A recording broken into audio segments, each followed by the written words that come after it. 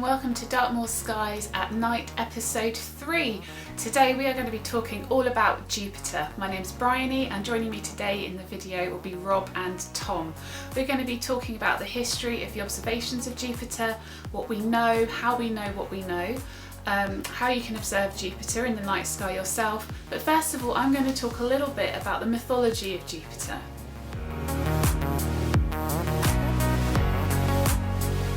In mythology, Jupiter was the king of the gods, and in Greek mythology his equivalent would be Zeus. So throughout this story you might hear a lot of familiar names because the names of the planets in our solar system largely take their name from Roman mythology. Saturn was for a time the king of the gods after overthrowing his father, but when he was warned in a prophecy that one of his children would in turn overthrow him, he decided that he would devour his children as soon as they were born in order to prevent this from happening. So he actually ended up devouring 5 of his children: Neptune, Pluto, Juno, Vesta and Ceres.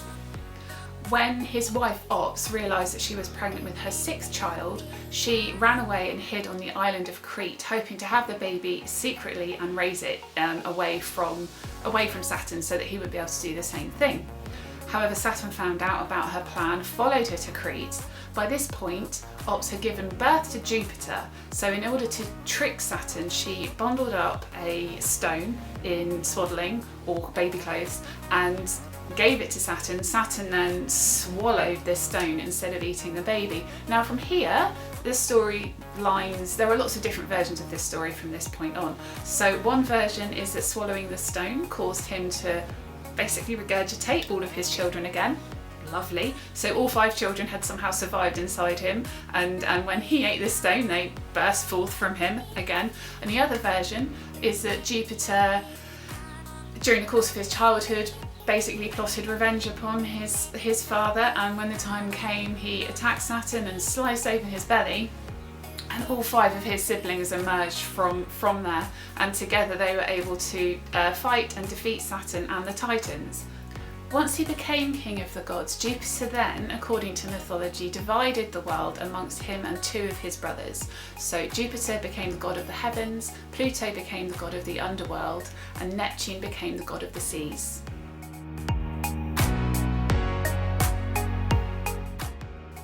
So what did ancient cultures make of Jupiter?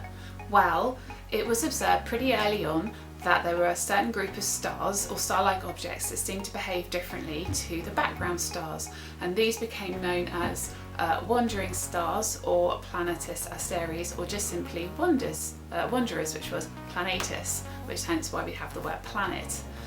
But it's the invention of the telescope which really gives our knowledge of Jupiter and our knowledge of the wider solar system such a huge leap forward. One of the most famous names associated with Jupiter is Galileo Galilei. On January 7th, 1610, he observed the 4 largest moons in Jupiter with a telescope. It's also now known that Simon Marius also observed the moons at almost exactly the same time, if not a little bit earlier than Galileo. As telescope technology improved, our observations of Jupiter and other planets and elements of the solar system also improved. So in the 1660s, Giovanni Cassini was able to learn even more about the planet. He discovered the spots and colourful bands on Jupiter. He discovered that the planet appeared to oblate, which means it flattened at the poles, which is something that Saturn also does. And in 1690, Cassini noticed that different parts of Jupiter seemed to rotate at different speeds.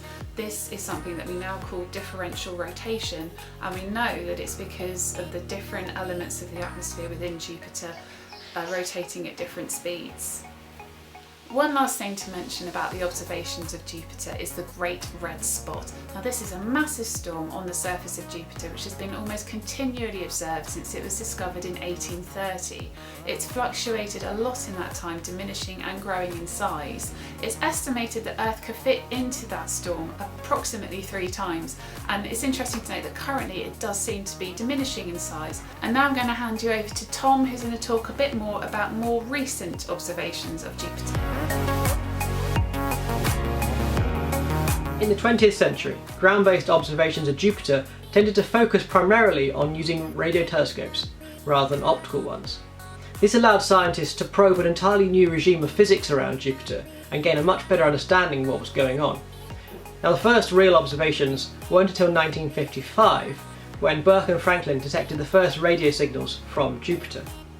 Now initially they thought it was a farmer or a tractor going by, but it actually turned out to be coming from Jupiter and caused by the interaction of Io, the very volcanic moon, and Jupiter's magnetic field.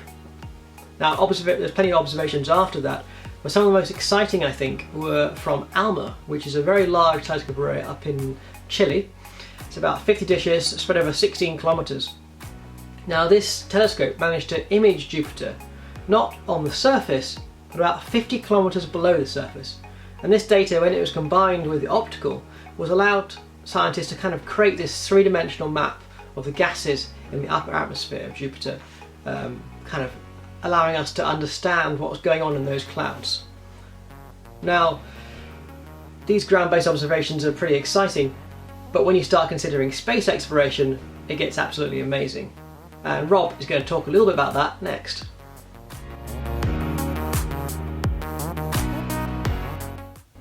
Of all the outer planets, humans have sent the most missions to Jupiter.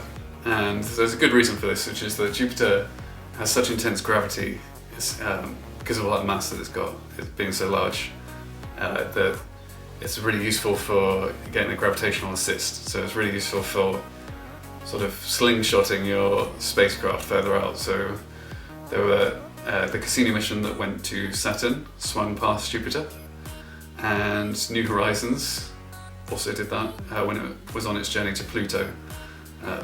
So they're just two examples, but it has been visited by a lot of spacecraft. So I just wanted to mention Pioneers 10 and 11, because they were the first ones to actually fly past Jupiter and provide us with these fascinating images. Voyagers 1 and 2 both went past Jupiter because they went out in their separate ways when they got to Saturn, the two Voyager missions. And there's this very famous little bit of video here, which is a time lapse of the approach to Jupiter, and you can see they've taken a picture once every time Jupiter has done a rotation on its orbit, in its day. So you end up with a time lapse, you can see the weather changing, and the little speckles are the moons that we talked about. So here's the most current mission that we've got at Jupiter, which is the Juno spacecraft. It has those huge solar panels. It's the furthest mission that's ever relied on solar power. They've usually had nuclear things going on, but with Juno they decided to go for the solar panels, which was a challenge. So each one of those panels was 9 meters long, which is quite epic. Juno, to avoid the horrible radiation belts of Jupiter, does this. You can see the lines here. It's doing a polar orbit, so instead of going around the equator like most other missions have done, it's going over the poles, and that allows it to just kind of dip in through the harmful radiation belts and then pop out again with minimal damage. But it's still, the damage is going to accumulate, and Juno will eventually become less and less sort of functional, and then at the end of its mission they're going to deorbit it into the planet just in case any of Jupiter's moons harbour life or anything. It's a good way of getting rid of our space junk so it doesn't affect anything else. Before we look at Jupiter, I just want to get our bearings straight with Earth. So here is Earth. Earth has a diameter of around 8,000 miles. It spins on its axis once every 24 hours, that's an Earth day, and it goes around the Sun once every 365 of those days, that's an Earth year. Here is Jupiter, much larger than Earth, as you can see, and Jupiter has a diameter of around 11 Earths. So Earth was 8,000 miles, Jupiter is 88,600 miles, really massive.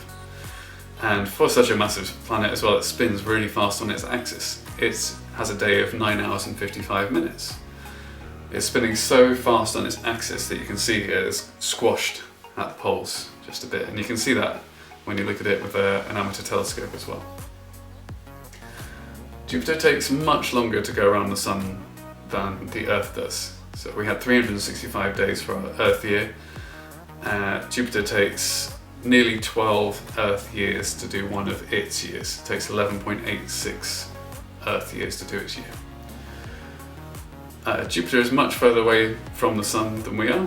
Earth is 93 million miles from the Sun on average. That's an astronomical unit.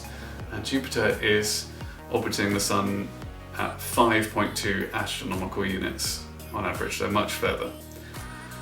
Jupiter has 79 confirmed moons at the time that I am recording this. Likely that there's more as well, but that's what we currently know about. And there are 4 very distinct ones, distinct main ones: Io, Europa, Ganymede and Callisto. All of the moons are fascinating in their own right. So Io is the most volcanic thing in the entire solar system. Europa is a fascinatingly weird icy moon, and I believe there's a mission going to explore Europa at some point called the Europa Clipper. It's potentially habitable moon, maybe. I mean, I don't think anybody really knows the odds for sure, but it's an ocean moon, so it's got an icy crust and it's got a liquid ocean underneath that. Ganymede is the largest moon in the solar system, and it has its own magnetosphere, which is quite cool.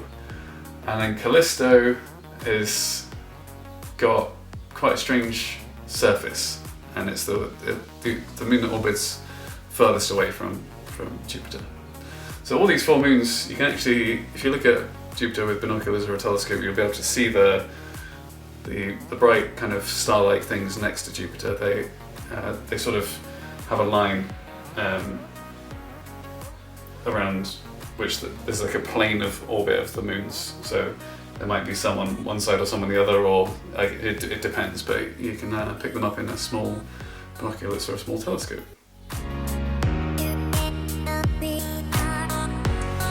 So, how do we observe Jupiter? Well, the first thing, of course, is to find it in the night sky. Jupiter right now is really big and really bright, so this shouldn't be too difficult, as it stands out against a background of stars. But if you do have any difficulties along the way, I recommend you download some planetarium app on your phone or on the computer just to help navigate yourself around. For the computer, I recommend Stellarium, as it's free and quite easy to use, but there's plenty of other stuff out there which is really great as well.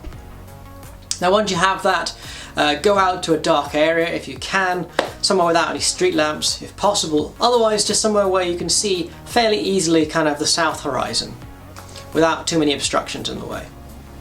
Jupiter will be rising in the southeast and moving across to the southwest over the course of the night. The best time to go out is about 12 o'clock, maybe 11:30 if you want to push it, but it'd be a bit light then.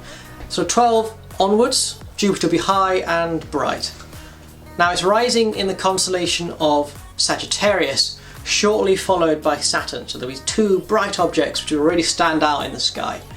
There'll be 2 of them, the brighter one will be Jupiter, so look for that at about 12 o'clock at night. So the next question is, what are we going to use to observe Jupiter? We have 3 kind of broad categories: telescope, pair of binoculars, or the naked eye. Now, there is no correct answer. Whatever you've got, that's the perfect tool for the job, so get out there on a clear night and use those exactly. Now, for using the naked eye, you're not going to pick out quite as much detail as you would with a telescope or a pair of binoculars, but you're still going to be looking at a planet orbiting the Sun, which is millions of miles away, and that is a phenomenal thing to do if you just kind of take a moment to take that in. While you're there, you're going to be a bit more scientific about it, start kind of comparing the brightness of Jupiter to the stars around it and see how big that difference is. Another thing you could do is look at the constellation behind it, Sagittarius. Can you pick out the stars? And if you can you find the constellations around it, such as Scorpio? If you're using a pair of binoculars to observe, you can really begin to pick out the details of Jupiter. You should be able to see the Galilean moons, Io, Europa, Ganymede, Callisto. You should be able to resolve the disk itself of the actual planet and start to kind of see it as this body orbiting around the Sun. Now the moons, the Galilean moons, are rotating around quite quickly. They take a few days to orbit, so they should change quite significantly during the course of a night. So if you can observe it twice, you'll see this change. And one fun thing to do is sketch out that pattern and compare it to some online resources. We'll put a link in the description, and see if you can check that you had them in the right places. Actually, they used to use this technique to determine the position on Earth as a way of navigation, and we might talk about that in a future video. Now, if you are going to be using binoculars, I recommend to use as big as you've got, but don't just hold them in your hands, put them on some kind of support. Tripod is really good if you've got it. I don't have a tripod, so what I do is I get a beanbag, I rest the beanbag on a chair or something, and then the binoculars on top of that. And that gives you quite a stable and easy support to do. That way you're not wiggling around and everything's really blurred. If you're using a telescope to observe, then you'll start to be able to see details on the surface of Jupiter. So watch out for the temperate and equatorial zones and bands. These are dark and light regions where the gas in the atmosphere is cycling around. Also watch out for the Great Red Spot. This is a huge storm cyclone which is red and rotates around Jupiter every 9.5 hours. So if you don't see it on the first observing session, go out again and you're likely to see it. And one fun activity actually is observing the red spot as it goes across the surface, timing it, and you can calculate how big the spot is. Obviously if you're using a telescope, take it outside before you use it, let it cool down so that everything is same temperature. That will help you with the observing. Also, if you find your image is really distorted and wobbly, it may be because the seeing is bad. This is where there's lots of atmospheric distortion. So one way to determine if that's the case is look at the stars. If they're all twinkling a lot, then it means the seeing is bad. If they're not twinkling very much, then the seeing is good, and that's a prime time to take observations.